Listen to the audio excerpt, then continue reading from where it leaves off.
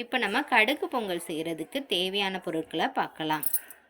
கடுகு கொஞ்சம், பெருங்காயத்தூள் 3 டேபிள் ஸ்பூன், இஞ்சி கொஞ்சம் பெரிய இஞ்சியை எடுத்துக்கலாம், மல்லி, கருவேப்பிலை, உப்பு.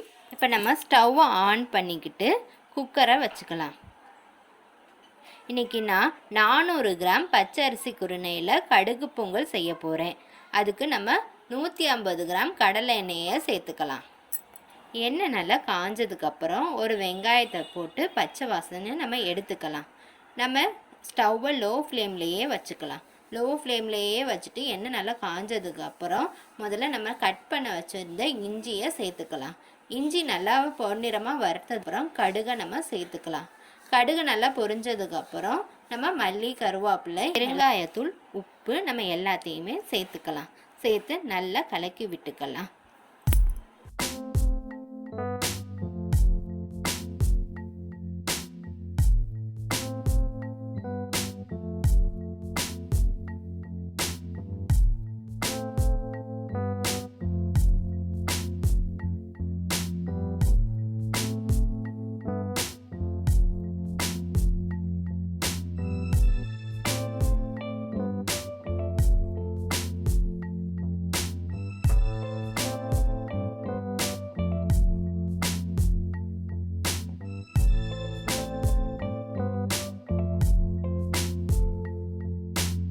நம்ம தேவையான அளவு தண்ணியை சேர்த்துக்கலாம். தண்ணியை சேர்த்துட்டு நல்லா கலந்து விட்டுட்டு ஒரு கொதி வரட்டும்.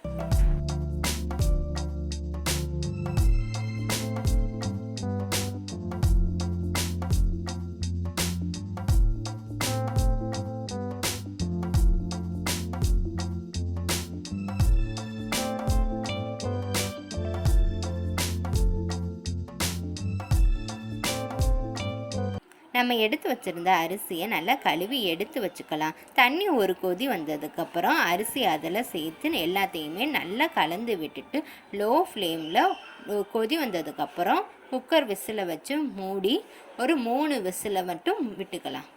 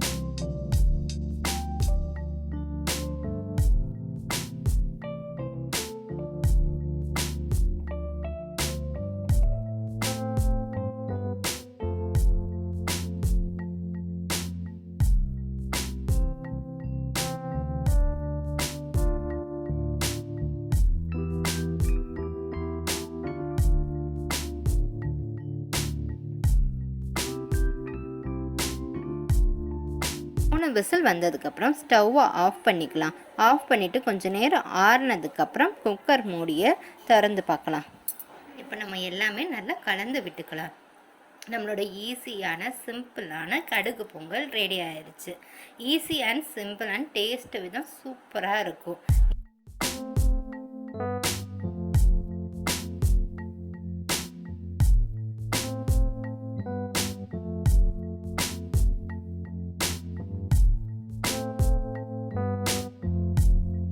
கத்திரிக்காய் சட்னி எப்படி செய்யலான்னு பார்க்கலாம் வாங்க. இன்றைக்கி நான் 150 கிராம் கத்திரிக்காய், 1/4 கிலோ தக்காளி, ஒரு பெரிய சைஸு வெங்காயம் எடுத்திருக்கேன். நீங்கள் சின்ன வெங்காயமும் எடுத்துக்கலாம். எல்லாமே நல்லா வாஷ் பண்ணிவிட்டு கட் பண்ணி எடுத்துக்கலாம். ஸ்டவ்வை ஆன் பண்ணிவிட்டு ஒரு குக்கரில் நம்ம ஒரு செம்பளவு தண்ணியை சேர்த்துக்கலாம்.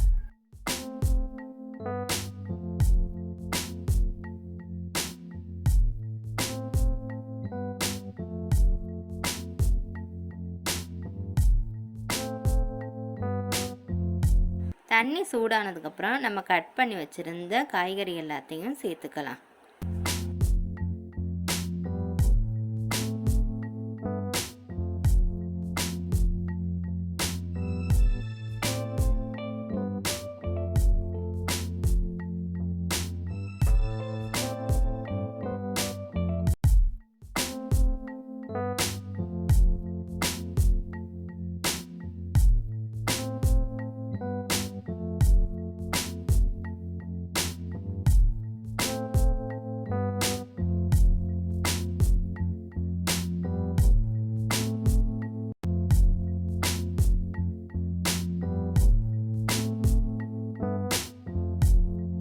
இன்றைக்கி நான் 150 கிராம் கத்திரிக்காவுக்கு 5 வரமிளகாவும் ஒரு பச்சை மிளகாவும் எடுத்து கட் பண்ணி நம்ம அதில் சேர்த்துக்கலாம்.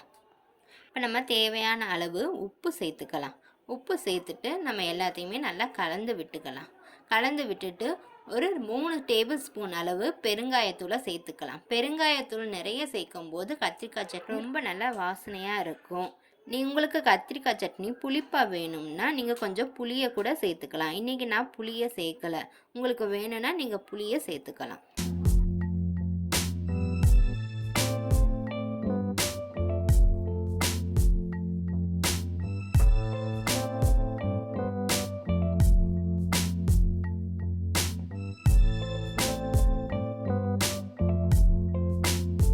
எல்லாமே நல்லா கலந்து விட்டுட்டு ஒரு கொதி வந்ததுக்கப்புறம் குக்கர் மூடியை மூடிட்டு ஒரு 2 விசில் வந்ததுக்கப்புறம் ஸ்டவ்வை ஆஃப் பண்ணிக்கலாம்.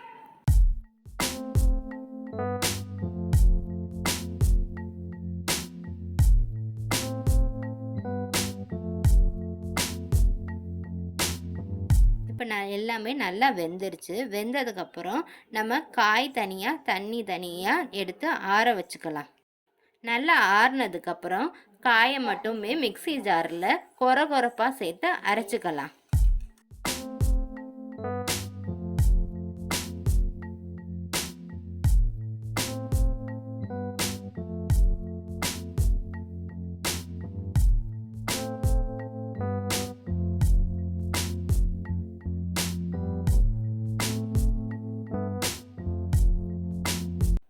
நம்ம வடிகட்டின தண்ணியை சேர்த்துக்கலாம். உங்களுக்கு சட்னி கெட்டியாக வேணும்னா அதுக்கு ஏற்ற மாதிரி தண்ணியை நீங்கள் சேர்த்துக்கோங்க.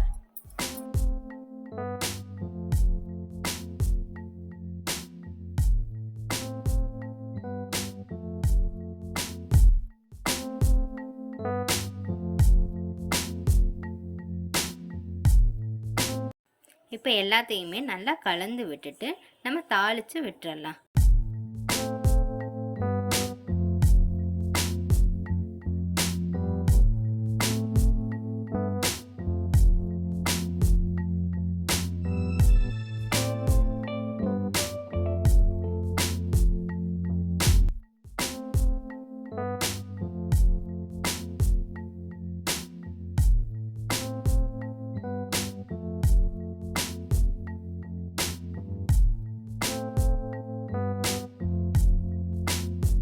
இப்போ கத்திரிக்காய் சட்னி ரெடி ஆயிடுச்சு.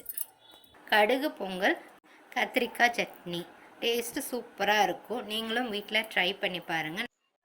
கடுகு சாதமே கத்திரிக்காய் சட்னி ரெடி ஆயிடுச்சு. வாசனை தூக்குது. வாங்க சாப்பிட்டு பார்க்கலாமா? சூப்பர், வேற லெவல். நீங்களும் வீட்டுல ட்ரை பண்ணி பாருங்க. லைக் பண்ணுங்க, ஷேர் பண்ணுங்க, கமெண்ட் பண்ணுங்க. மறக்காம சப்ஸ்கிரைப் பண்ணிருக்க. அடுத்த வீடியோல பார்க்கலாம். பாய்.